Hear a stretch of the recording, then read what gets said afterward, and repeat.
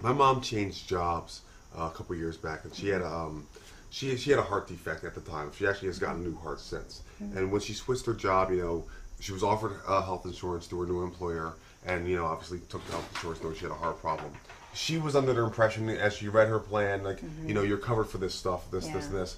And when it came up time for her to get a new heart, they were like, oh, well, technically you're not covered because that's pre-existing. Your heart's been bad. And, the disability things that we had in here wouldn't apply to you. So, it really kind of obviously caused a lot of stress on her bad heart, which made her need a new heart more quickly. And she ended up having to leave work because she couldn't deal with it. And the first thing the doctor said is you need to quit your job because you're going to kill yourself. Well, this is exactly the kind of issue that the Affordable Care Act is set up to address. The simple answer for your mom is pre-existing conditions in adults in 2014 are covered, period. There's no fine print. There's no, oh, not that. They're just simply covered. And you know what? They're covered for kids right now. So pre-existing coverage happened for children in September of 2010. So kids are already covered for any pre-existing condition that they have. And your mom won't have to worry in 2014. They have to cover the whole thing. That's good, because she's got a lot of problems. Is lifetime limits, are those included? So let's roll back to before the Affordable Care Act was passed. Health insurance plans had two kinds of limits on them.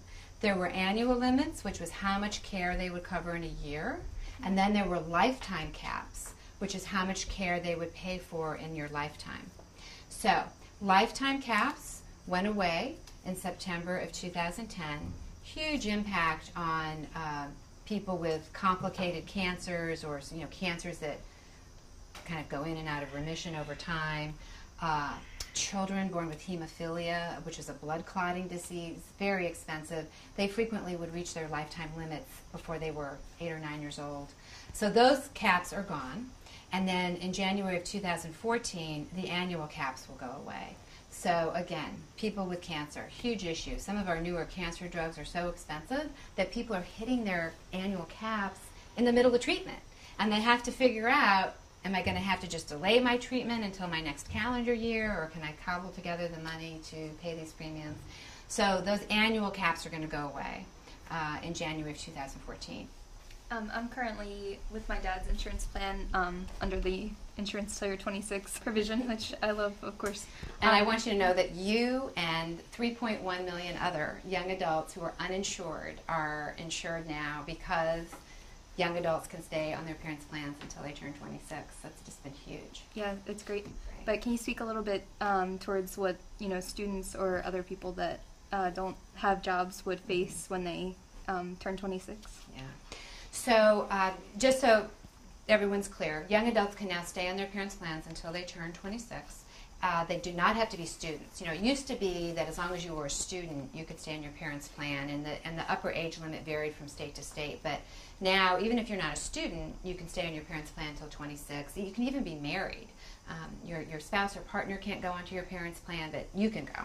So it's pretty amazing. And as I said, there's a total of something like 6 million young adults that are now on their parents' plan, and 3.1 million of them approximately were previously uninsured. So it's been a huge help to young adults. So what will happen then once someone turns 26, if they don't work for an employer that offers health insurance, or if that health insurance that the employer offers is above that 8.5 or 9% cost of their salary, then they will be able to go into these exchanges and shop for health insurance just like anybody else. And depending upon income, you may or may not qualify for a tax credit to help make that insurance more affordable. And one of the things that I really love about these exchanges is that beginning in January of 2014, our members of Congress are also going to be buying their health insurance through these same state-based exchanges. So rather than the plan, the federal employee health benefit plan that our senators and U.S. congressmen have always gotten their health insurance through before, they are actually going to have to come to their state and go in the same exchange that their constituents are using, those that are uninsured, and experience what their constituents are experiencing. And I think that that's just fantastic, because if there's any problems with these exchanges, the people that have the power to really do something about them might be experiencing similar challenges. So, good for them for really walking the talk on this one. They're finally in it with everybody else.